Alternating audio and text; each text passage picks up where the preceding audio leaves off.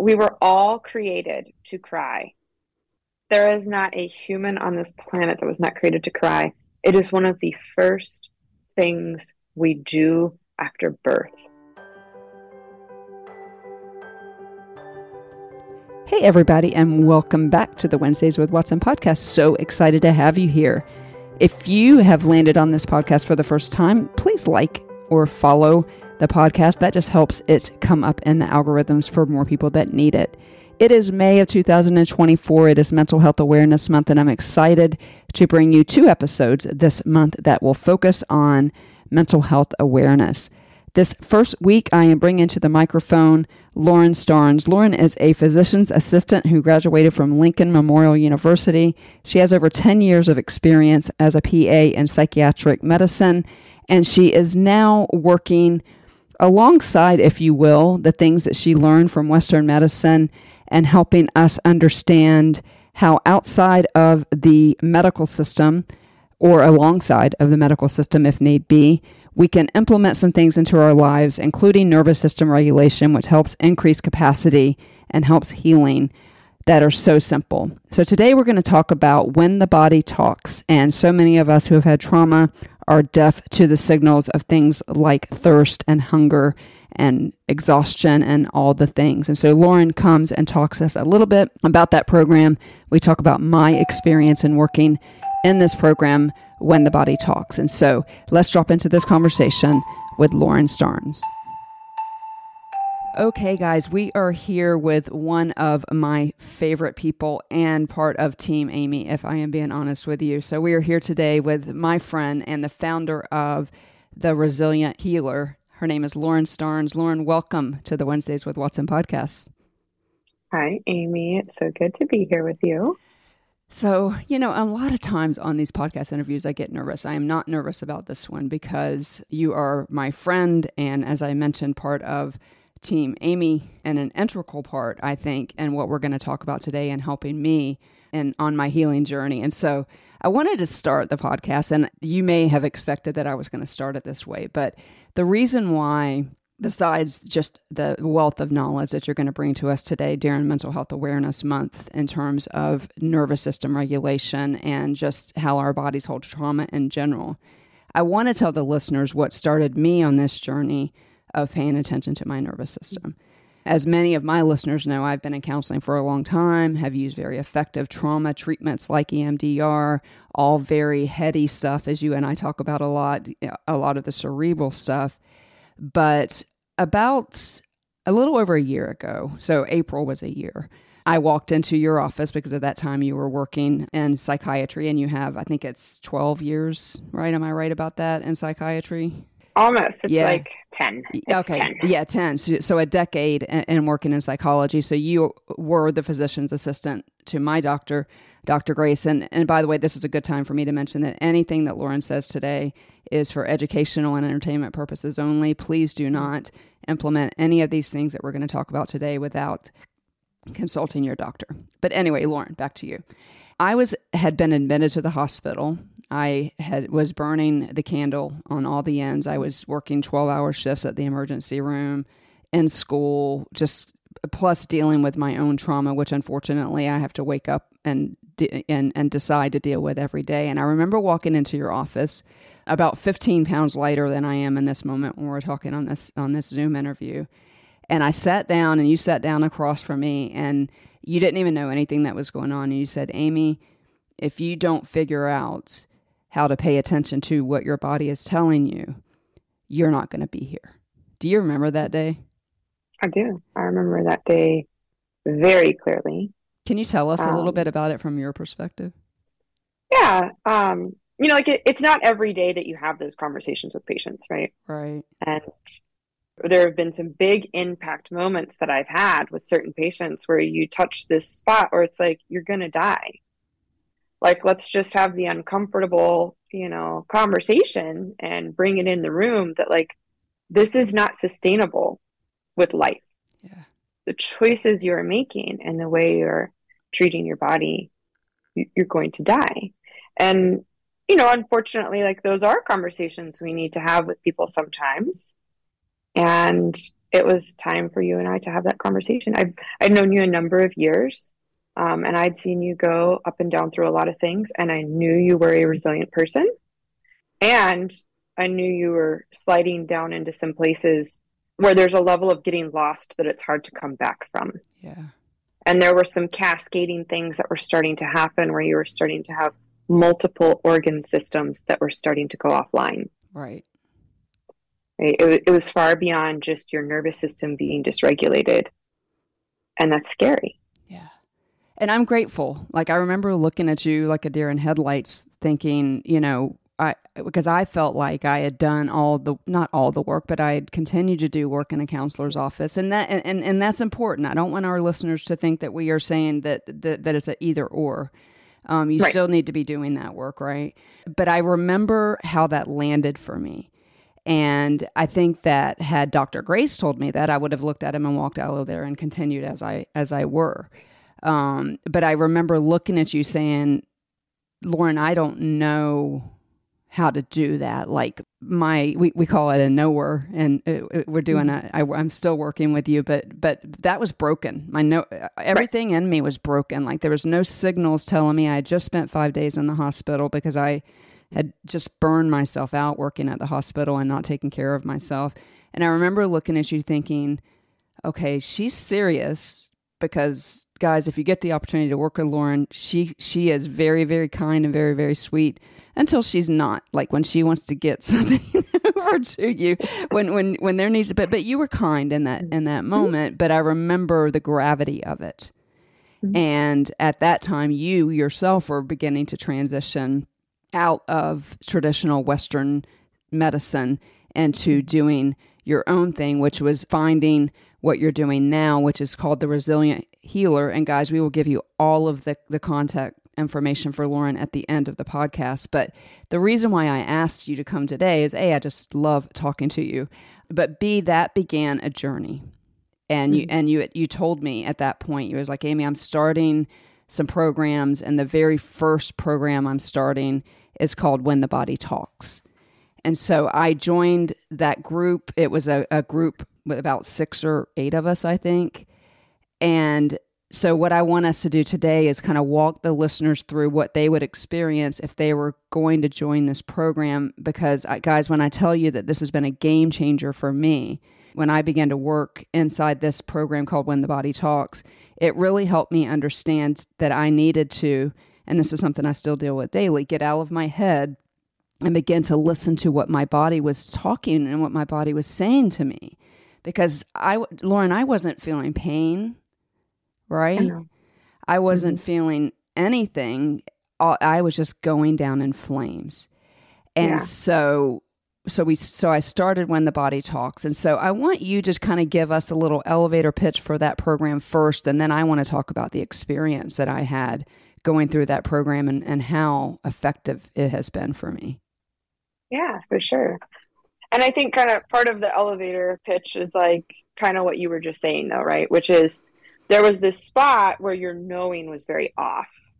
And so throughout all this time, as I've been trying to like create what is it that I think is most important for people, there's this spot where it's like, well, your body has the wisdom. Yeah. Your mind has knowledge, but your body has wisdom. And you cannot know things like that with just your mind.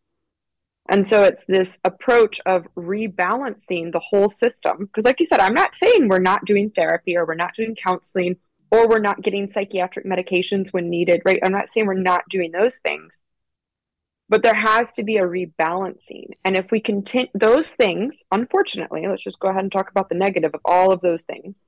Counseling, therapy, medication, all that is a focus on our mind. Yeah. It is still putting attention on our mind. And it's actually saying, hey, mind, you're broken and you're not doing things right and we need to fix you. But we're still not putting any attention on the body. Right. We're not putting any attention on all the nerves that run down your spine, run to your organs, run to your musculature, your limbs, all the things that are holding sensation for you that keep you in the present moment and keep you conscious right here in your lived reality. We're not putting the attention there. So while it is still appropriate to apply those techniques, you have to find a way to keep recalibrating the system to really transform and get unstuck once your nervous system is dysregulated. Right. Like those medications and those kind of things alone, they're still feeding the wrong spot. Yes. And so when you came into When the Body Talks, that's a huge part of what was happening was how do we get your wisdom back online? How do we get you to know what's happening? And that's the journey for each person. The other really unique thing that we're doing in When the Body Talks is we're spending time on our own mat, because one of the principles that I brought into all of Resilient Healer, everything I teach in Resilient Healer is based in self-healing. It's based in you being the expert on you and you learning through guidance and my holding and my support and my teachings how to heal you in the unique, perfect, individual way that you need to be held. Right? So I hold the person and they heal on their own mat, is how I say it, right? We're using yoga-ish principles here. But I think that's really different and really key to why it's so transformative is, yet again, you're getting to put all of your attention back on yourself. You are not wasting an ounce or drop of energy on anyone else outside of you. And yet you are learning in a group. So you're remembering you're not alone. You're getting all the nuggets and all the wisdom of other people, right? Just doing therapy and counseling alone, you and one other person, that can take you some unique places you need to go inside of yourself, but it can only take you as far as you're able to access and see your own stuff. Yeah. So all the blind spots don't get touched. Right. When you're in a group, your blind spots have like these little flashlight moments where it's like ping, ping, ping, ping. And all of a sudden you can grow and heal so much more because the stuff that you wouldn't have just been able to access and bring to the table with a one-on-one, somebody else is giving you the blessing of their journey, their healing journey is shining the light in your shadowy places and helping you find what was blind to you. Yeah. So like there's some just unique things that we like kind of weaved into the whole process. Yeah. And I got to be honest with you. And we both kind of laughed, or I laughed when you just said about the mat, because listen, here's the deal. Most of the people that are going to be attracted to this kind of program, right? Wanting to get, and by the way, you mentioned rebalancing. For some of us, we had never been balanced. And I want to let that hang there for a second, because for people like me and my listeners, mostly my listeners know my story. My trauma happened pre-verbal, and it didn't really stop until I was 35 years old. And so I never knew what it was like to have a balanced nervous system. Always in my head, because that is how I'm built, always in my head. But so for some of us, because I want those of you listening that are like, I don't even know what you're talking about, what you're not supposed to feel buzzy all the time. You're not supposed to feel on the brink of burnout all the time. That's not the way you're supposed to feel. I thought that was just the price of trauma. And I'm here to tell you, it is not the price of trauma. But when I walked into When the Body Talks, two things. One, I had never been regulated. So I didn't even know what that felt like. And two, most of the people that are going to be attracted to this kind of program has trauma, probably empathetic, and it is second only to the four principles that we're going to talk about in the Body Talks. That was very hard for me. It continues to be hard for me to stay on my mat and not be concerned about some of these people who I would consider friends now, not being worried about them and staying on their mat and paying attention to you. And see, Lauren, most people that listen to this podcast, as you know, I'm a Christian and a lot of my listeners are too. And we have been taught, at least my generation had been taught in some way, that when the Bible says lay down your life, that means like just forget all about yourself, which is exactly opposite of what the gospel preaches and what we're supposed to do, right? And so for some of us, we had never been regulated. And I want listeners out there to know what that feels like. That feels like every little thing can set you off. Every little thing can make you angry, can make you irritable, all the things. And so I walked in there kind of there, like yelling at the Mm-hmm. dog for no reason and that kind of stuff. And these things that the therapy and the stuff that we did in EMDR, yeah, we reprocessed the trauma. I was exposed to the trauma and I wasn't having the PTSD symptoms anymore. But like you said, my body was shutting down. I had just spent 5 days in the hospital. And so it is, as you mentioned, it is a group format. We met on Zoom, but let's begin to talk about some of the basic principles, right? So when we talk about nervous system regulation, there's a theory that I love, and I know you do too, called the polyvagal theory. It is the longest nerve in your body, and it affects everything. And so giving that the attention that it needs is important. And so the first one that was huge for me, and most of y'all are going to scratch your head going, this is not huge for me at all, but maybe it is. But the first one that is huge for me is water, hydration. Now, I say water because I choose hydration mainly. But talk to us about why water is going to help set the stage for going in and going deep and finding the tears and touching the pain and all the things that When the Body Talks helps us do.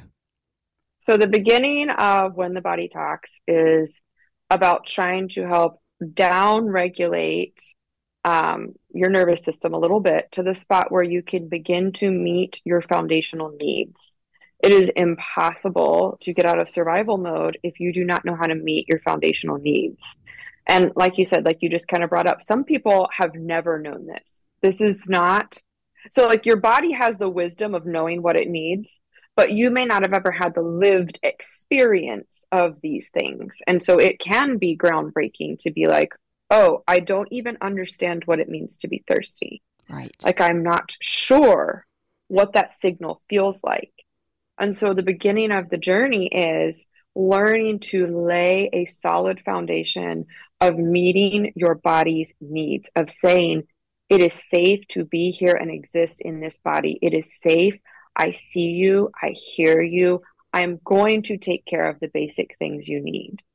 And the place we start is with hydration. For a lot of reasons, actually. It's actually the easiest a very one for one practice. It sounds so simple, and yet it's a very in-depth practice. Partly because it's a very quiet signal, right? The signal of I'm thirsty is much quieter than I'm in pain, I hurt. It's even quieter than I'm tired, I'm hungry, right? It is a small, soft voice that says, hey, I'm thirsty, I want something to drink. And so learning how to experience that with your body, it changes everything. It shifts the awareness of your internal lived experience at a huge level. Yeah. It is the thing we all have to have, period. Right. And it is the thing that gets lost. Right. And here's the thing, and I just want to interject this for just a second, is that from a physiological standpoint, so now we're stepping outside and we are looking at it from a Western medicine standpoint, your body is under stress, literal stress, when it is not hydrated, because it needs fluids, water. We're not advocating that you drink, 4 Monster drinks just every water. day. Yeah. But we're also not advocating that you drink just water. But what you're saying is survival mode, because I didn't get thirsty, and I still. I bought a Stanley at the beginning of all of this, and it's been game-changing for me because even though I've been through When the Body Talks, I still don't get that ever so tender signal that I am thirsty. But in When the Body Talks, we began to make it a habit, and you gave us some things to help us make that a habit. What are some of those things for people who are listening and for people that would want to join When the Body Talks that you provide for them? Yeah, so it's about practices. Like the whole course is based around learning to have a practice. That's why we talk about getting on the mat. And it's to reprogram parts of the nervous system so that the foundation can automate itself, which is kind of what you're talking about, right? It's like, hey, get a cup and fill it up. Hey, try making hot tea at night, or try making an adrenal cocktail if you're feeling, like you need something to amp you up, but you want to stay away from caffeine. It's really about exploring, and you can always insert like whatever.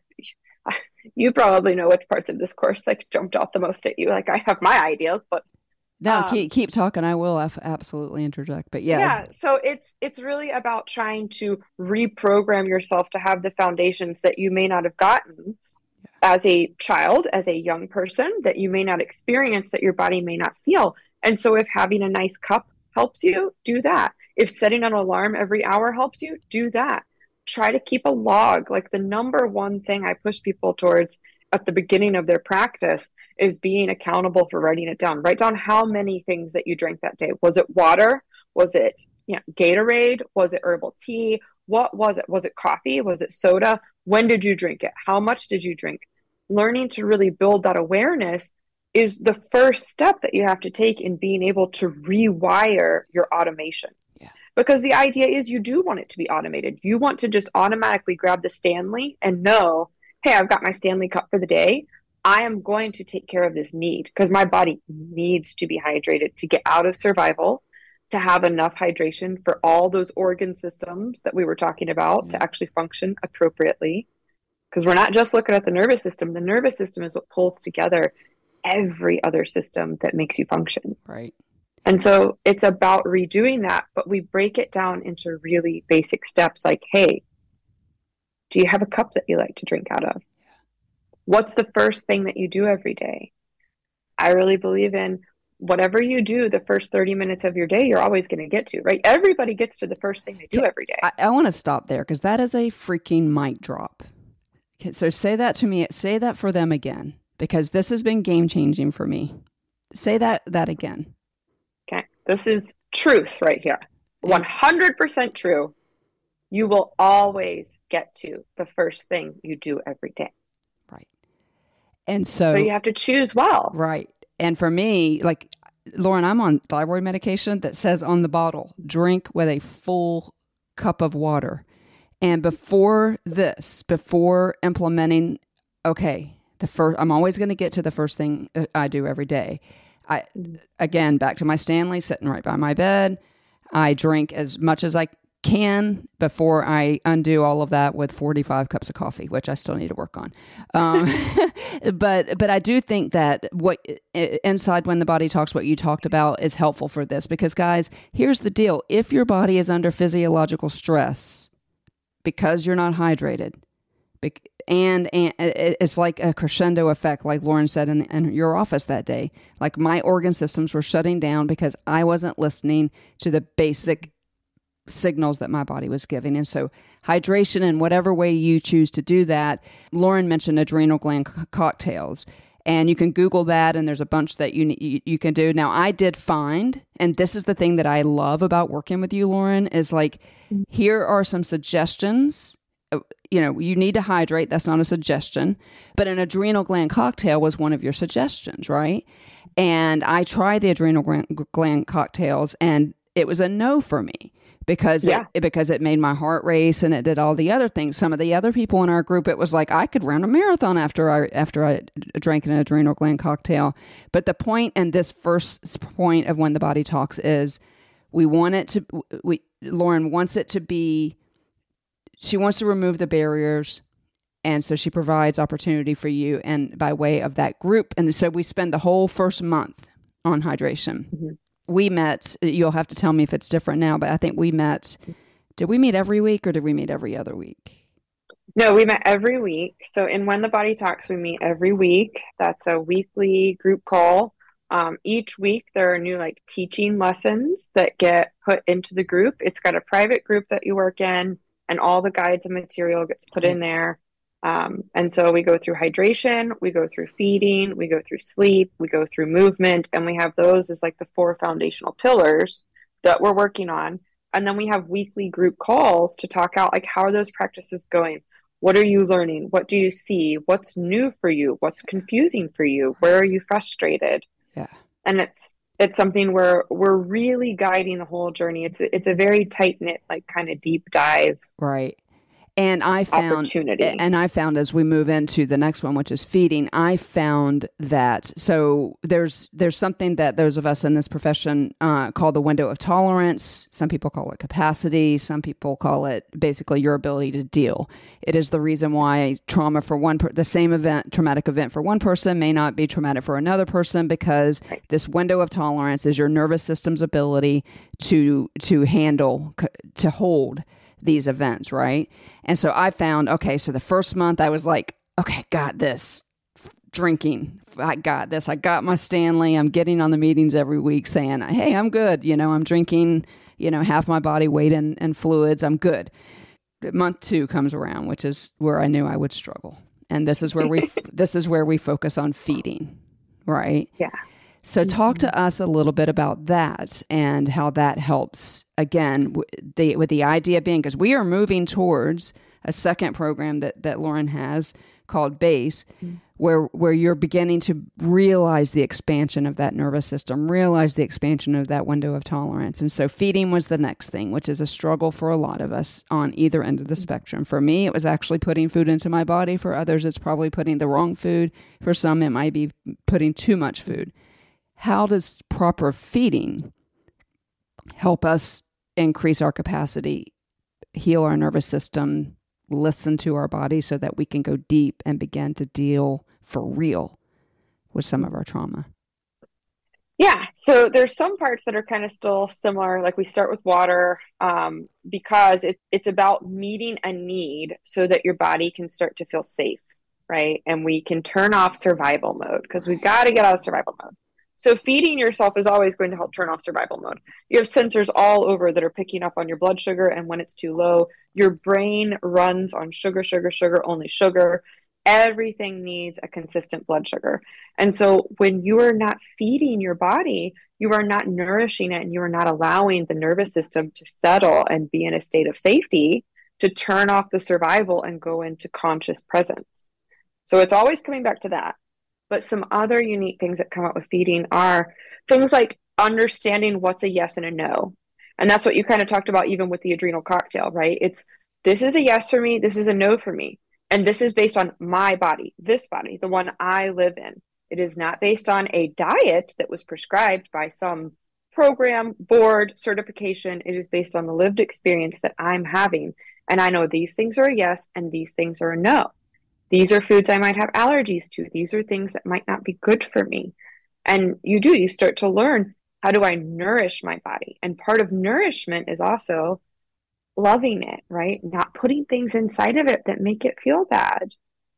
So it's kind of learning to ride both sides of that, not doing harmful things anymore just because they're convenient or easy or popular, but also really spending the time to take in the nourishment of food. And to look at it as, wow, this is my body. I get to live in this body, and I'm going to feed it well and nourish it well.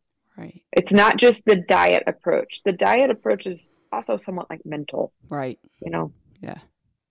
But I love your point there. Your tie-in is those of us walking around with the body of trauma, dealt with or not, in a psychologist / psychiatrist's office, we're in survival mode most of the time. And that was for somebody who is not dumb, I'm referring to myself, fairly well educated, that was so mind-blowing for me. It was like you were living in survival mode already because of your trauma, and now you're doubling down on that because your body is now burning muscle effectively.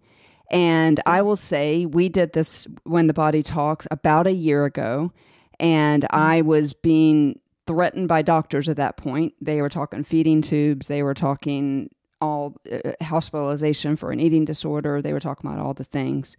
And those were not exaggerations, right? Like that's literally where you were. Yeah. I don't think I realized it as much, but to see the look on your face just now was like, eesh. But those were the real threats, right? So the second month we talk about feeding, and I'm like, I'm just not going to be digging this at all because that was an issue for me. It is an issue for me, I should say. And I will say, that in those meetings, so now we're in month 2 and we're talking about feedings, and we get the opportunity, we get the mic for a minute and we get to talk. And I know that when I would talk, I would say, I feel like I have this full stomach all the time. Like I just had this Thanksgiving dinner. And you would say to me, okay, Aim, that means that we need to continue to try to that's your nervous system. That's your body telling you things that aren't true. And so we need you to make these small steps. And for me, it was just these shakes that probably have all kinds of terrible preservatives in them. It didn't matter at that point. It was about fueling my body. And I still have some weight to gain, but I've gained 15 pounds. They stopped threatening me with a feeding tube.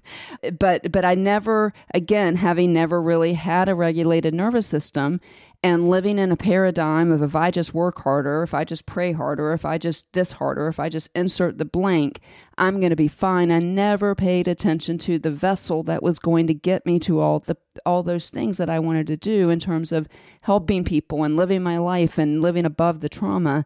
And so that was game changing for me. You also provide some tracking and some advice inside When the Body Talks, inside that Facebook group for feeding. What are some of those things that people could expect? Yeah. So, again, it's going to come back to tracking, like trying to watch things. And then it's going to be very intuitively led by each individual. But some of the big categories are, what are you noticing always makes you feel bad? Mm-hmm. And trying to help people replace things and trying to help them see oh, I have to let that go. It doesn't matter how much this brings me comfort. It's harming my body. And the part of me that's being comforted is it's not the part of me that's the best of me, right? It's an inner child that's a wound that's being comforted. It's a mental idea or mental sensation that's bringing comfort. And really saying, is your body doing okay with that? And it's hard to let go of things that are comforts. And food is one of those places where it's socially appropriate to comfort with things, right? It's not like you're boozing and pill popping. Right. You're eating food. Right. And so it can be hard to let some of that go. It's also about taking away the mental idea, even kind of like what you just said there, which I love because it was so true in the moment, which is I was drinking these shakes, which probably had preservatives. And it's who cares? Right. That in the moment, that was the most true thing for you. You were hey, I can drink this. And it's then drink as many as you can every day. Yeah. Drink them until your body doesn't want them anymore. Trust that it's going to take you where you need it to take you. And don't let the judgment or the mental idea that diet is wrong or bad or all this programming we get from outside of us that says, well, there's a chemical on that label and you're doing something wrong. Your body just wanted calories. Yep. And it was okay with the calories in those shakes. Yeah. And you just have to listen to it and be I'm going to trust it. I'm going to trust that my body knows what's best for it. And you keep saying trust. And I think that's what we get wrong. That's what my generation gets wrong. Is we were taught to grind. And then, because of the way we were, our Generation X was largely unsupervised. All of us are walking around with dysregulated nervous systems and not meeting our needs. And again, guys, physiologically speaking, you can't, so forget the nervous system part, but physiologically, your body is constantly under stress when you're not feeding it. I did want to bring something up, and this doesn't necessarily enter the feeding part, but you said something to me in a meeting the other day in terms of, and this is in the context of stop giving your body things that it doesn't like or that makes you feel bad. And you brought up the subject of alcohol. And I actually asked you to repeat that comment that you said. And I think that this might be, and you can correct me if I'm wrong, anything that we are using to numb the emotional pain, whatever. Yeah. What was that comment about alcohol? So, if we're talking about alcohol and we're looking at the state of our life and the state of our nervous system, right? There's a place where we are in so much pain and we are in so much grief and we are experiencing so much fear, where alcohol always feels like an up, right? It's always an improvement. It's oh, I got out of that bad place and I got this temporary external relief from the situation. But as we go through our healing journey and we learn to experience higher levels of acceptance and neutrality and joy and peace. Like as we move into a thriving life, alcohol is always a downgrade. Like it can't ever be an upgrade. It doesn't matter how responsibly you use it. It just will always be a loss of consciousness, a loss of sensation, a loss of presence, and just a loss of your genuine connection to yourself. Like it does not continue. So I understand why so many people utilize their right to consume alcohol, but there's a spot where you just have to accept this is not in my highest and best good, and it never will be again. Right. Especially it's really a dysregulated nervous system game. Oh, it's really a dysregulated nervous system game. I love that. And that's what we're talking about. Because if you're a listener who is not interested in getting better, just hit stop. Because we're getting ready to head to some more difficult parts of this program. Frankly, I hated the end part of the program, as Lauren knows. Oh yeah. So, but we'll talk about sleep really quickly. That's a big one for people. You mentioned that, you're not against psychiatric medications. I am on a medication that helps me sleep because that has always been the issue for me. I do wonder though, as you and I continue to work together, and that's how much I trust Lauren Starnes, people, is that she is on Team Amy.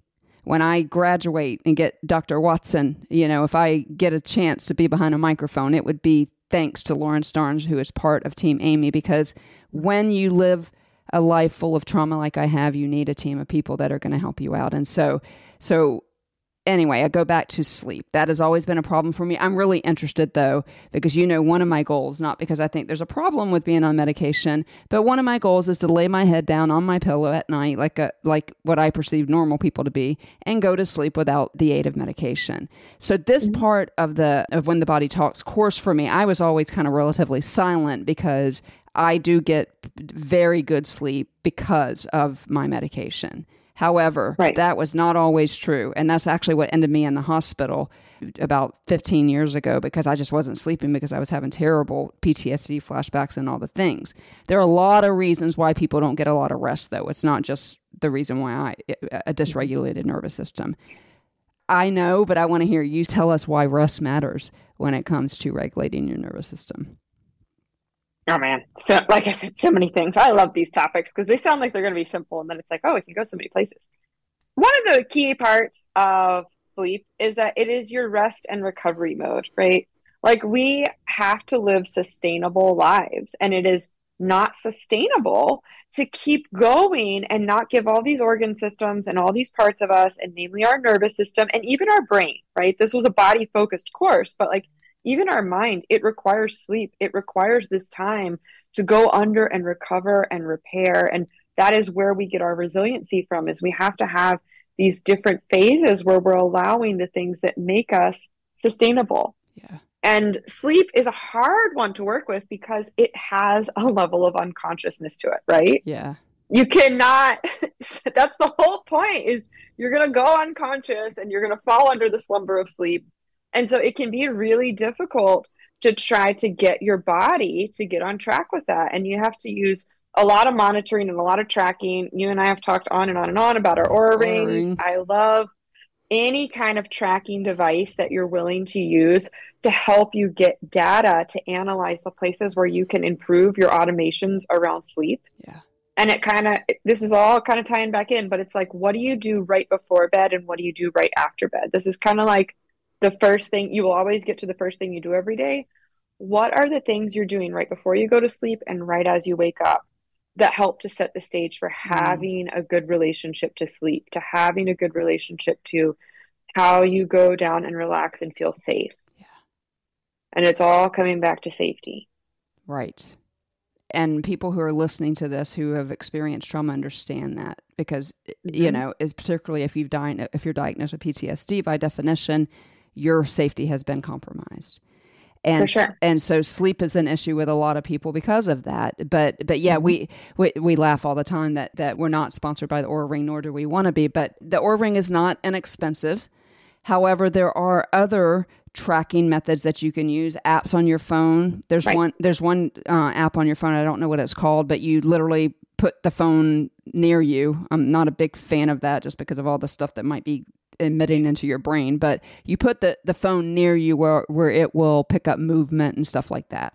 So this particular app is not necessarily going to be great if you're sleeping with somebody or a dog or something like that. But anything that you can do, because the Oura Ring, like we said, is expensive, though the best in my opinion, because it tells you how much REM sleep you get, how much deep sleep you get, how much you move during the night, oxygen saturation, what your heart rate was. And it will even tell those of us with deaf bodies, though my body is becoming more hearing because it has been aided by When the Body Talks. But the Oura Ring will even say, yo, pretty bad night last night. Take extra care today. Yeah. And that means it helps. Yeah, it helps you get that signal ahead of time. Right. When you know you can't hear it, it's giving you some preventative moments where it's like, oh, I am not in a bad place yet, but I am tracking towards or trending towards a bad place. Yeah.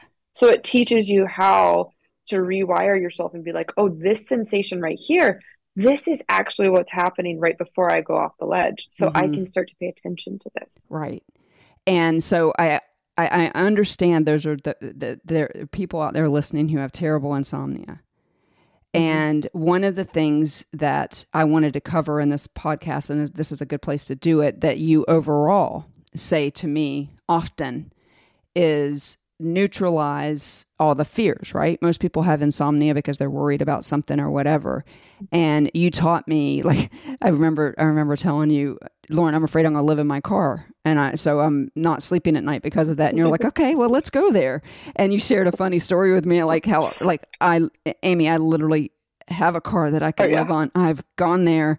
And so, in terms of sleep, when you have these fears, neutralize them, go there, which is, and we're headed in that direction where you're going to go in deep and touch the feelings in just a second. So one last one that could help with sleep, that's part of When the Body Talks, is movement. And I want to tell you, I've been waiting for this podcast to tell you. So you sent me, and Lauren and I work together on a one-on-one now, but you sent me this yoga video, or this 5-minute video that was all neck work. All of it was neck work. And I was like, this is Lauren just being cray-cray again, and then you texted me and you're like, what was that experience like for you? I was like, 5 minutes is a really long time to sit there and just move my neck and my shoulders and all the things.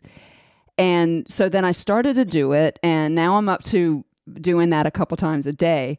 But I learned why you did that. Because those of us who have experienced trauma, particularly pre-verbal trauma, and this is out of the book When the Body Keeps a Score by Dr. Vanderkolk, when you've experienced early childhood trauma, these tendons and ligaments in your neck actually don't form like they're supposed to. And so stretching them to the right, to the left, and backwards and forwards gets that trauma stuck out of that part of your neck into your shoulders and back pain. Back pain is so common in trauma. This is why movement is important. So thank you for sending that to me. I know you got to be proud of me right now. I am. I'm so proud. But talk to them a little bit about how movement is also listening to your body. And for me, when movement became priority, I was tired at the end of the day. So we all have these things that can tell us to stand up and move and all the things. We all have them. It doesn't have to be an Oura Ring. You can have an Apple Watch or whatever. Talk to us about that. Yeah, so movement is important for a few reasons. First off, we are in ambulating bodies. We are meant to move, right? Our bodies were created to move. You absolutely have to move them. They cannot hold still or sit in certain positions. Like you have to move it for it to be functioning and healthy and working right. Your musculature, your ligaments, your tendons, there are all these parts of us, and they are there for you to move in dynamic 360-degree directions, right? And so if you're not moving your body, it keeps it kind of stuck in a lot of fear, in a lot of stuck emotions, in a freeze response. It's not a good thing. And on the flip side, movement is where we also explored conscious movements, which include slow, still, precise attention, right? And so some of the movement was practicing stillness, which sounds kind of like the opposite of moving. It's not. It's like moving your body into a position where you can then let it be still and you can be conscious with it in that pose, in that position, Yep. in that place.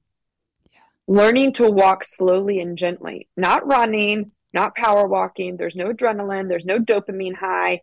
Can you just walk and be present? And can you watch how many things pop in your head and you're like, well, I need to do this, or I should speed up and walk faster because I need to get home and I need to get this off the list. And how are you actually moving inside of your body? And then, yeah, taking it a step further and going to something like that neck stretch video. There can be a lot of trauma stored in our necks for so many reasons. Like you said, you talked about childhood reasons. A lot of sexual trauma gets trapped there. A lot of suppressing your voice kind of trauma gets trapped there. A lot of people that start to feel like they can't catch a good breath. We know how breathing impacts our nervous system and our survival. There is so much that can come out of just putting attention on a practice around a 5-minute neck yoga video. Yeah. And You know I'll what I put mean? it in Like, the there are show all notes. I'll put that one particular in the show notes for people. Because there's so many places where movement is going to open up sensation. Mm-hmm. And we're trying to get sensation below the neck. That's what we're trying to do. We don't want to just be a mind and a head. We want to keep listening to our body. We want to get those sensations. And you got to move to be able to get all those sensations to come back online. Yeah. Sensation below the neck. I love that. And I will tell you one thing I have not mastered is walking slowly. When I go out for a walk, I'm one of those people who does get the runner's high, and I walk fast anyway. And so that's a good reminder for me. But in particularly yoga and Pilates, I find is incredibly helpful for paying attention to sensation below the neck, because I am the most uncoordinated person on the planet, and I am literally just trying to breathe in that moment and not hurt myself. And so what it does is it gets me out of my head. And the other thing that is so, and I'm doing it as I'm talking to you, is stretching and these circular movements. I was at a mental health summit at Liberty University a couple of weeks ago, and there was a whole class on somatic movement, somatic yoga. And even you can go to YouTube, just put into the search bar music for nervous system regulation. And that music is of a certain megahertz. The beats are a certain megahertz. And if you will just get your behind up off your chair for 5 minutes while you're listening to the music and move your arms in circle, move your neck in circle, move your hips in circle. I have, after this course, I feel like my Keurig takes about 20 minutes to make a cup of coffee. It doesn't. It's about 30 seconds. But I find that even when I'm doing that I'll stretch down and come back. Y'all can't see me because we're on the audio, but putting my hands behind my back, all of this stuff telling my body, hey, you're alive. You're used to numbing. You've spent over 50 years of your life numbing, not paying attention to your body, Amy Watson.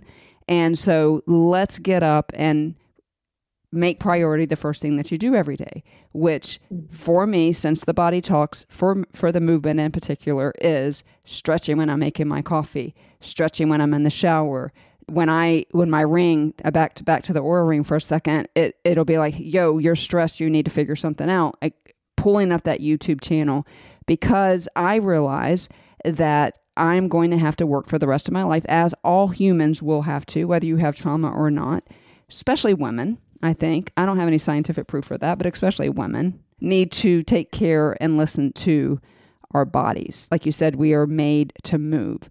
And so, this made me, I would usually, Lauren, by the time I was done with work, I would go in my room, close the shades, make it as dark as possible, watch something completely mindless on my iPad, instead of sitting out in the driveway and watching the sunset over this alligator-infested lake across the street from my house. You know what I'm saying? Is those decisions that lead us to where we're going next, which was not my favorite part and continues to not be my favorite part of this. And so we spent 3 months doing this. We spent 3 months paying attention to hydration, movement, sleep, and feeding. And then we began to talk about, okay, guys, now that you're feeling something below the neck a little bit, let's talk about, and I wish we were on video. I just wasn't able to make it happen this morning, because the way you describe it where we need to go down and in. And one of the things that was so powerful for me and when the body talks is you're like, we've got to stop making it about the story. Oh, yeah. Oh, for sure. You know? Mm-hmm. And so in that next module of When the Body Talks, so like we've spent time tending to our needs, understanding how to create safety for ourselves, understanding what our body is saying it needs to feel safe.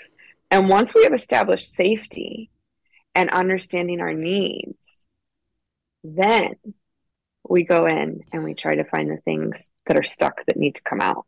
Right. Not before we establish safety, not Right. before we have a foundation to fall back on or go back to when we need it. So it's very important to learn one part first. Yeah. But then, yeah, we're going down and in. And so the whole second module is based around crying as a practice and emotional release. And those are general phrases because, again, it's going to look different for everyone. Yeah.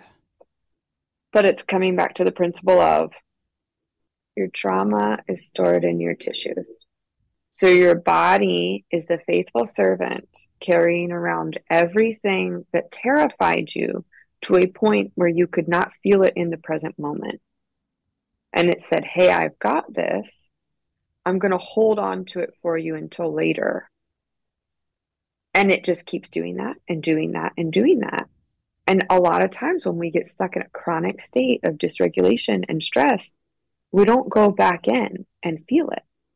And so that old pain, that old trauma, sometimes from decades or like a lifetime ago, is just sitting in there in the tissue of our body. And it's just like, yep, I've got that one too. I've got that one too. Coming back to the idea of us being sustainable. Sustainability says you have to go back in and you have to feel it. And we were all created to cry. There is not a human on this planet that was not created to cry. It is one of the first things we do after birth. We were all created to cry. And yet, so many of us lose the skill of crying. It's either not fostered in us, or it's shunned in us, or it's programmed out of us. And like, that's yours. That is your skill. Here's the thing. The body does the crying. Crying is not a mental process. You do not sit down and mentally process your way through taking a poop. You trust your body knows how to let that go. Wow, what an analogy. You should not try to mentally process your way through how to cry. You should trust that your body was perfectly created to know how to let it go. So if you can trust your body to move excrement and toxins and all that stuff out your booty, you can trust your body to know when to open up, let the crying happen. And crying is a release of tears and mucus, right? It is a release of wailing and sounds. It is a release of breath. It is a release of all these energies that have been trapped inside of you that are related to pain and hurt and wounds. Right? And we can cry for joy. We can cry for other reasons. We're narrowing this one down so we can hold a particular understanding of this skill that has been lost. Right. And like you said earlier, in our society, and especially in certain generations, this is really a lost skill. Like, we did not get this passed down from parents, and it's becoming a problem that we are not remembering the skill and the practice of crying. And it is a body-led practice. There is no mental story. You don't need to remember what happened. You don't need to think up the thing that sparks the tears. It does not need to be a story or a narration or a mind-driven activity at all. Your body knows what to do. It knows how to start. It knows how to stop. Your body will turn off the crying the minute it knows it's at the right spot to be done. And the average wave of crying lasts about 90 seconds. Like, on average, it is not a long process. If it's hanging out longer than that, you're probably crying from your mind or your story. Yeah. You're probably not crying from just your body letting it go. Yeah. And sometimes we get scared to start crying because we're worried we won't be able to stop. Your body's got you. Yeah. And this one, in full disclosure, continues to be the most difficult one for me. because I am so heady, like it is in my head. And it's been about the story. It's been about the narrative. But what I found to be true in my work with you, and both When the Body Talks and our one-on-one stuff, is that it does happen just now, kind of I say out of nowhere, but my body is ready for it. I do have to remember, that it's not bad or it's not anything except for this is the time that this is the kindest thing. This allowing myself to be in a situation where the tears come. Because I think part of me, Lauren, is afraid of, or was afraid, and sometimes still is, we're going down, and for some of us, that well of pain is deep, deep, deep, deep. Mm-hmm. And so there's this fear of, when the tears start to come, then who am I, right?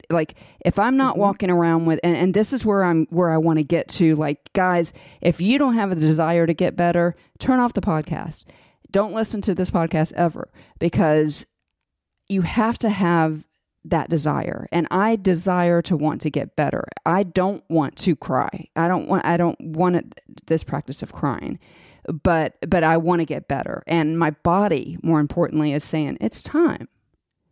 You don't have to live the rest of your life with all of this buried deep inside of you. And what this has done for me, going back to that window of tolerance, if it was 2 inches before, I feel like it's 24 inches now. And so that means now when the daily life stressors come, the dog does something or this does something, I'm not yelling at the dog. I'm just like, let's not do that, dog. I'm not walking around. I often think of nervous system dysregulation as, when you're incredibly dysregulated, you're buzzing so much that you would glow in the dark, And I'm finding that paying attention, being curious, making sure that I'm feeding myself, making sure that I'm hydrating, making sure that I'm sleeping, making sure that I'm moving, making sure that I keep people like you on my team. Like Dr. Grace on my team, like my counselor on my team, keeping people around me that remind me that I'm valuable and that those tears, while expensive, are so redeeming and so healing.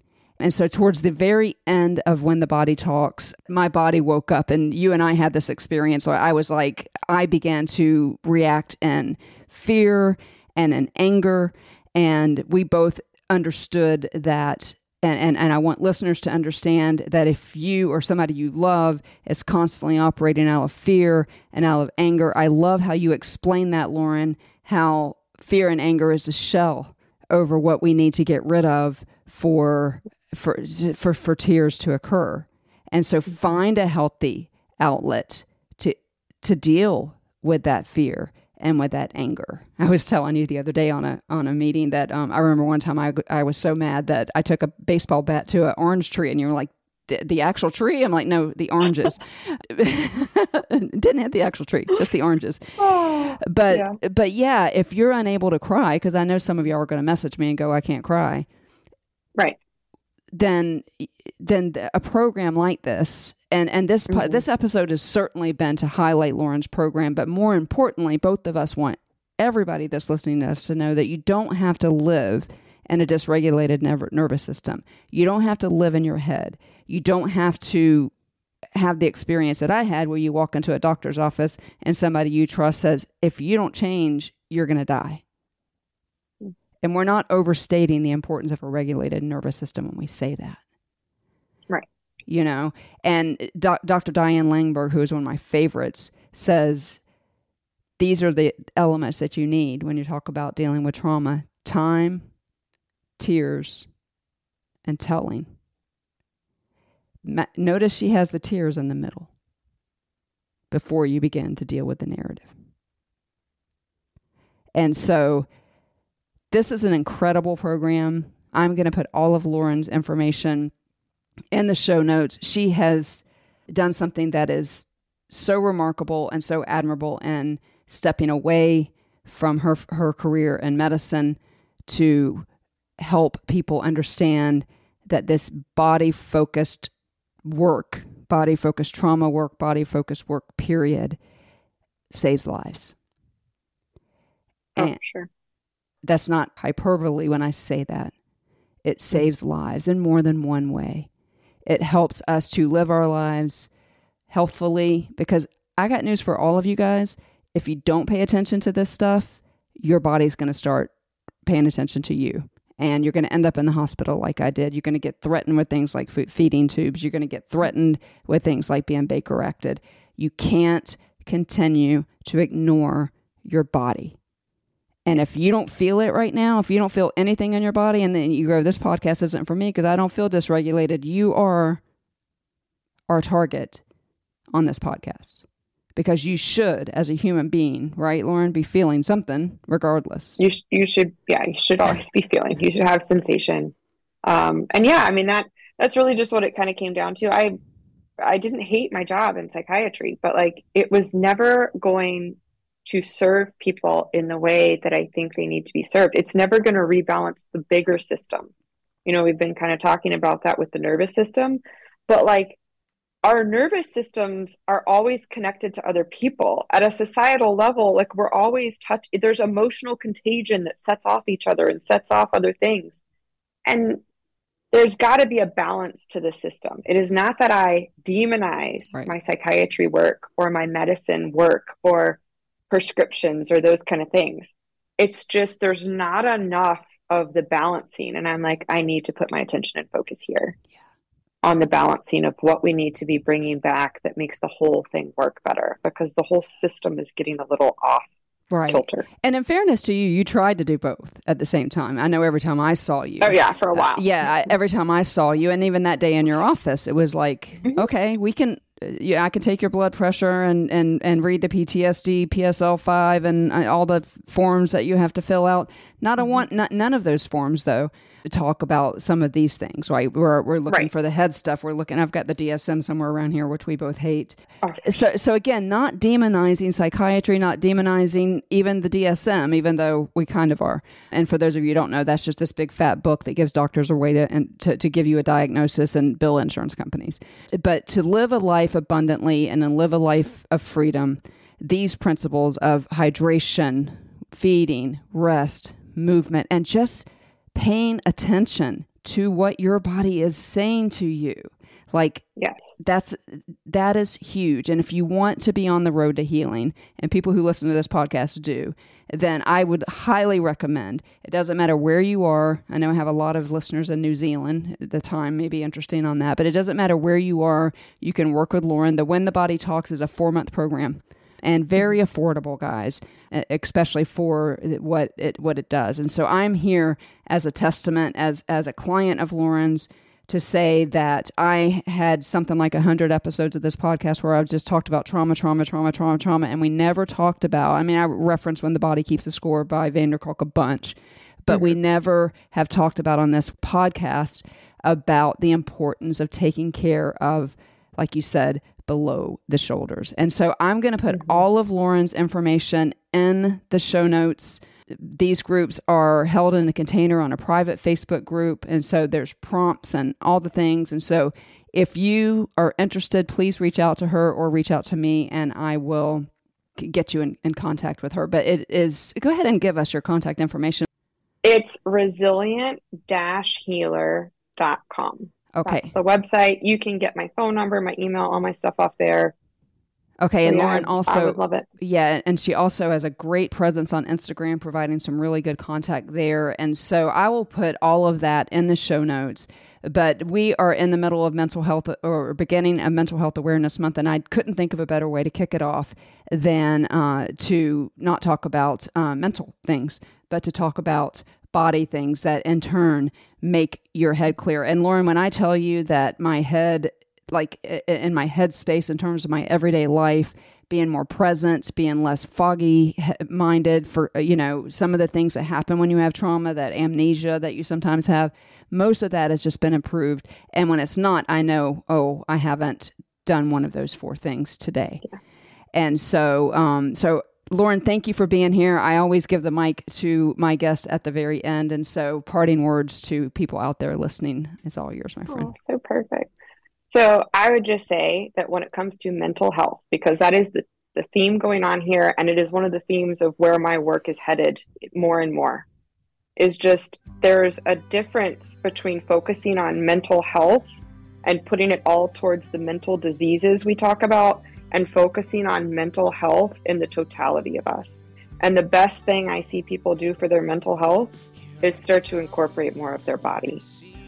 It is literally the thing that is going to clear up your mind and make you more mentally healthy, to put more attention on both. And there are not enough people like you out there helping people do that. And so we are so grateful. I'm grateful for it. I'm grateful that you're on Team Amy. It might be the only way we get through graduate school. And so, but thank you from the bottom of my heart for your investment in my life. And, I look forward to continued expansion of my own nervous system after, a lifetime of trauma. I want it to be said of me that when people meet me, that I'm not interested in telling them about my trauma, but I'm interested in telling them about my healing. Somebody said to me the other day, you don't ever talk about, hi, my name is Amy, here's my trauma. It's, hi, my name is Amy, and here's how my faith has helped me with that, and here is how I have this incredible desire to continue to learn to help you get better. And so that's what this podcast is for. So thank you for being here today. I don't know if you've ever listened to podcasts, but at the end of the podcast, I say the same thing to everybody. And I really mean this from the bottom of my heart to everybody that I say this to, but I really mean it to you. And I know this will speak to your message and your mission too. But Lauren Starnes, you are seen, you are known, you are heard, you are loved, and you are so valued. And so is every single listener that is listening to this podcast. We will be back here in 2 weeks with Dr. Katherine Jackson. Dr. J comes back to the mic, and we will be talking about the stigma behind suicide. And so we will see you guys in 2 weeks. Have a great one. You have pulled me out from the depths. You have saved me from certain death. You have shown yourself faithful to me over and over, Jesus. So let my life glorify you and teach me to walk beside you. And I want to be more like you. So let my life be one marked by you.